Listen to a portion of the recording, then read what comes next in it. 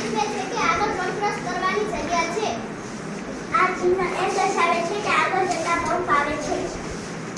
આ ચિહ્ન રેલવે પાટા પર હોય છે અને આ ચિહ્ન એ સૂચવે છે કે આગળ રેલવે ક્રોસિંગ સુરક્ષિત છે.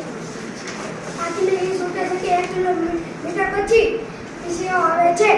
આ ચિહ્ન સૂચવે છે કે આગળ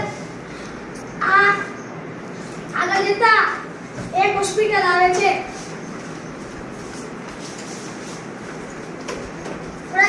ફરજિયાત સંકેત. સામાન્ય રીતે આ સંકેતને ગોળ આકારમાં દર્શાવવામાં આવે છે. સાવધાની દર્શક સંકેત.